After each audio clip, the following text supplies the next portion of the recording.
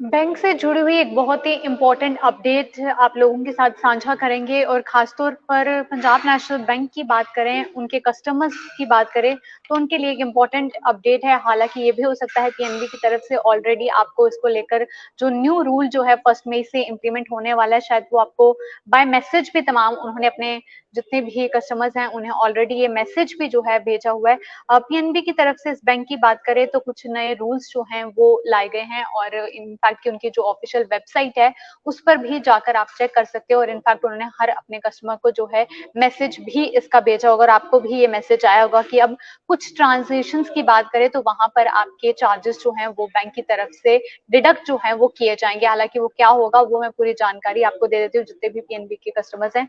सबसे पहले अगर बात करें तो इन्होंने बताया है कि पंजाब नेशनल बैंक पीएनबी की बात करें तो उसकी तरफ से 1 मई से जो है न्यू रूल जो है वो इम्प्लीमेंट होने वाले हैं और इस रूल की बात करें तो साफ तौर पर बताया गया कि अगर आपके बैंक अकाउंट में कोई भी पैसा नहीं होगा और अगर आप विड्रॉ करते हैं मनी अपने एटीएम के जरिए तो आपको चार्जेस जो हैं वो पे करने होंगे। इसके साथ साथ पीएनबी की वेबसाइट की बात करें तो आप वहां पर जाकर भी देख सकते हैं और इनफैक्ट ये भी बताया गया है कि अगर आपके अकाउंट में सफिशिएंट बैलेंस जो है वो अगर नहीं होगा और आप एटीएम के जरिए जो है अगर ट्रांजेक्शन करते हैं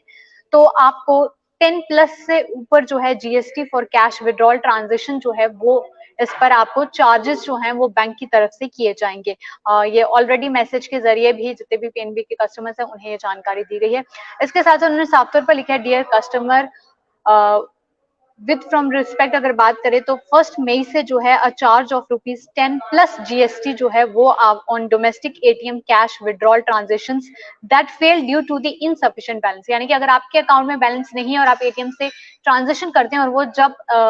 नहीं हो पाती है या जो भी फेल हो जाती है तो उस पर भी आपके पैसे जो हैं वो बैंक जो है आपको चार्ज करेगा जिसमें ₹10+ जीएसटी लगाकर वो आपके जो हैं काटे जाएंगे। इसके साथ साथ बैंक ने ये भी कहा है कि आपके डेबिट कार्ड या प्रीपेड कार्ड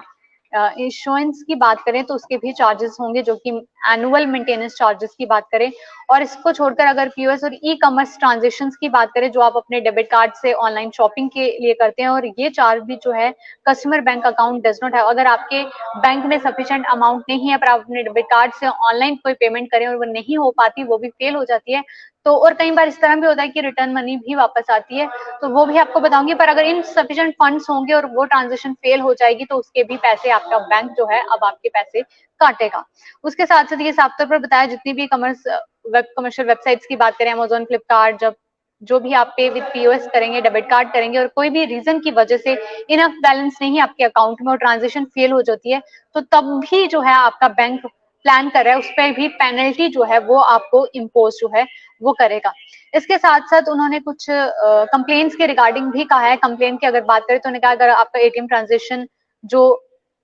7 डेज में वर्किंग नहीं होता तो आप उसकी कंप्लेंट जो है रजिस्टर करा सकते हैं और अगर आपका ट्रांजेक्शन नहीं होता और विद इन 30 डेज बात करें अगर फेल हो जाता है और कंपनसेशन और अगर आपके अकाउंट में 30 दिन तक पैसे वापस नहीं आते तो बैंक आपको पर डे 100 रुपीज जो है वो पे करता है और अगर कोई भी कंप्लेन या वो है वो आप उनके कस्टमर के नंबर पे जो है वो कॉल कर सकते हैं। तो ये पीएनबी कस्टमर्स के लिए एक इंपॉर्टेंट अपडेट थी कि अगर आप हालांकि ये इम्प्लीमेंट होता है कुछ प्राइवेट बैंक सेक्टर्स की बात करें तो वहां पर तो अक्सर देखा जाता है कि आपके अकाउंट में कुछ ना कुछ उन्होंने अमाउंट रखा होता है कितने पैसे होने चाहिए अदरवाइज आपका डिडक्शन जो है किया जाएगा। पर अब इस पीएनबी के कस्टमर्स की भी बात करें तो उनके लिए भी कुछ ऐसा ही है। अगर आप ट्रांजेक्शन करते हैं एटीएम कार्ड से अपने डेबिट कार्ड से और